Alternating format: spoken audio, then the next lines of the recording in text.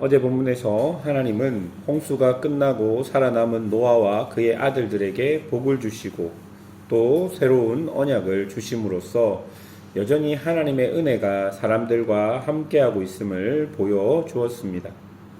성경의 보고에 따르면 홍수가 마치고 남은 자들은 노아와 그의 가족들 밖에 없었습니다. 그들은 어떤 자들입니까? 무려 그 많은 사람들 중에 구원을 받은 자들입니다. 홍수에서 살아남은 자들입니다. 그러면 당연히 지금 이 내용을 읽고 있는 우리들이 생각하는 것은 앞으로는 옛날처럼, 그러니까 창세기 6장이 시작되는 세상처럼 죄가 세상 속에 가득 차지 않겠다라는 기대와 예상이 있을 것입니다. 그러나 하나님의 복과 무지개 언약의 내용이 끝나자마자 본문은 노아의 허물과 아들들의 허물을 우리에게 보여주고 있습니다. 왜 그럴까요? 가장 분명하게 본문이 우리에게 말하는 것은 홍수로도 인간의 죄는 끝나지 않는다라는 것입니다.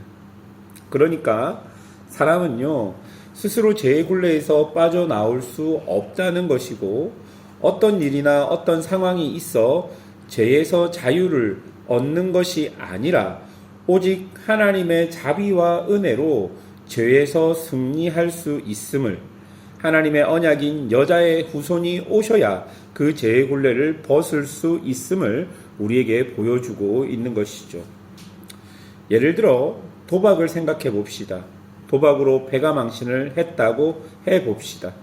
그래서 손가락을 자르고 손목도 잘랐습니다. 그래도 사람들 대부분은 도박들을 끊지 못합니다. 마약은요? 아니면 반복적으로 내가 쾌락을 느끼는 제약은요? 어떻습니까? 죄로 인하여 고통과 고난은 느끼지만 그 죄에서 헤어나오는 것처럼 보이지만 결국 하나님이 없으면 우리는 그런 죄들조차 이길 수 없고 매번 넘어지는 그런 존재인 것을 우리가 알 수 있는 것이죠.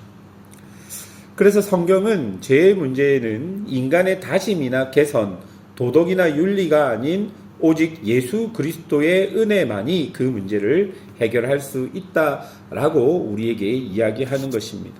또한 그렇게 사람이 자신의 삶에서 여전히 죄 안에 있기 때문에 우리에게 무지개의 언약이 필요함을 보여주고 있는 것이죠.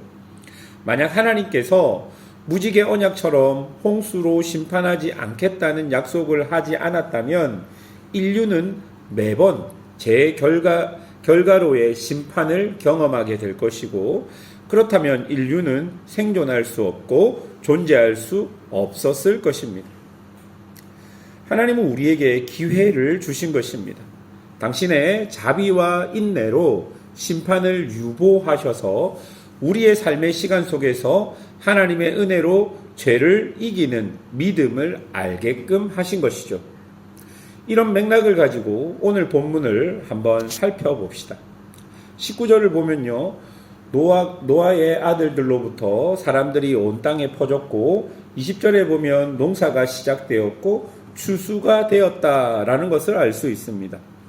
이것은 이제 피조 세계가 다시 제자리를 잡고 있는 것을 보여줍니다. 땅이 그 소출을 내어서 사람은 수고하고 노동함으로써 그 소출을 얻게 되는 것이죠. 그런데 21절에 포도를 얻어 포도주를 담구어 마시고 취하여 그 장막 안에서 벌거벗었다라고 기록합니다. 여러분, 21절에서 취함이라는 이 단어는 술에 지배되었다는 의미로 자기 통제가 무너져서 수치스러운 상태가 되었다라는 의미를 가지고 있습니다. 여러분, 성경에서 벌거벗음은 수치와 부끄러움의 상태를 나타냅니다. 그러니까 21절이 말하는 것은 술의 지배를 당해 수치를 경험한 것이죠. 여러분, 노아는 가족의 아버지이자 그 가족의 수장입니다. 고대 사회에서 아버지는 곧 그 집안의 질서입니다. 그렇기 때문에 노아가 술에게 지배를 당해서 수치를 입은 것은 마치 아담과 하와가 선악과를 먹고 창조의 질서가 깨어져 벌거벗음을 통해 수치를 경험한 것과 같은 맥락으로 이해되는 것이죠. 그렇게 21절에는 그 노아 가정의 질서가 깨어진 것을 우리에게 보여주고 있습니다. 그리고 22절, 가나안의 아버지 함이 아버지의 하체를 보고 밖으로 나가서 두 형제에게 알립니다. 23절에 두 형제는 아버지의 수치를 덮어줍니다.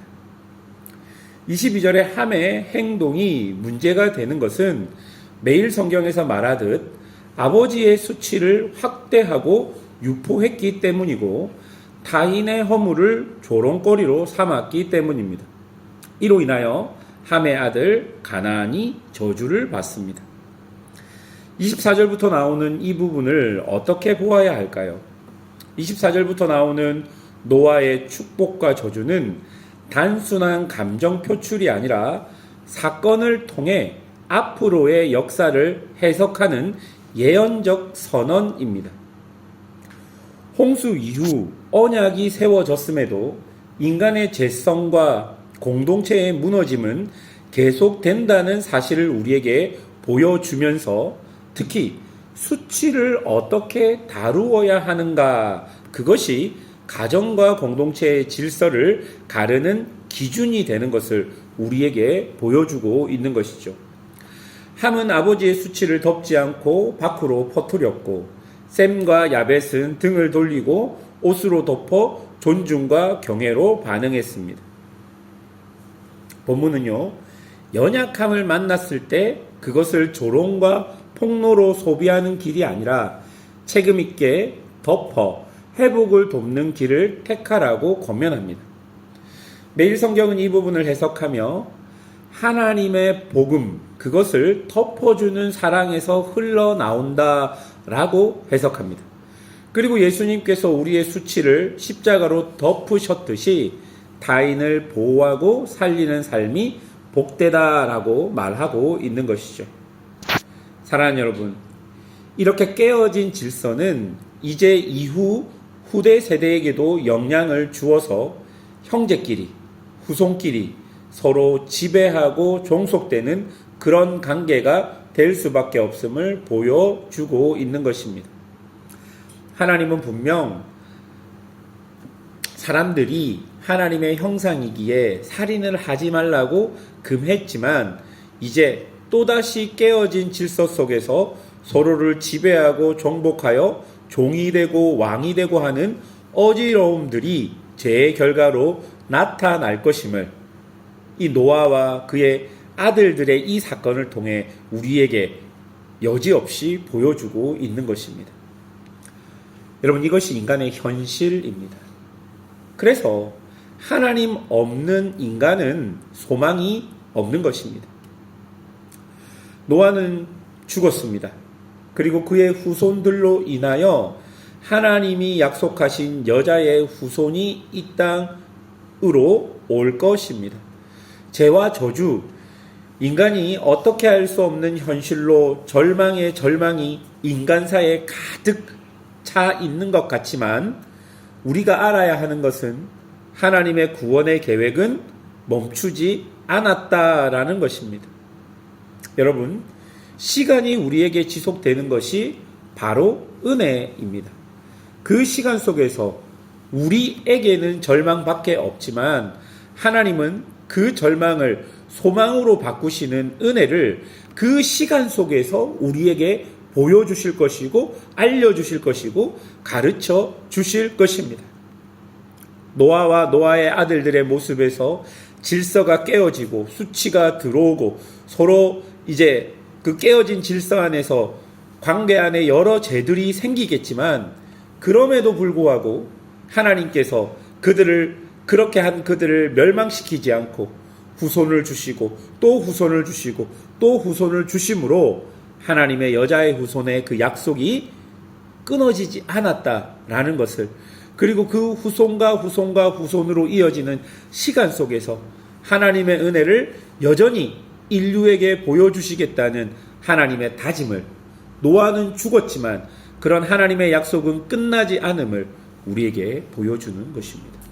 사랑하는 여러분, 소망 없는 인간이 시간 속에서 소망 대신 하나님을 만나는 것이 은혜임을 기억하며 올 한 해도 여러분 어떻게 시작했는지 저는 잘 알 수 없지만 희망차게 힘차게 시작할 수도 있고 소망 없이 빛이 없이 어떻게 해야 될지 모르는 상황 속에 시작할 수도 있지만 시간이 지속되는 것이 하나님의 은혜임을 기억하며 오늘도 하나님 안에서 더 깊어지시는 그런 은혜가 있기를 주님의 이름으로 축원합니다.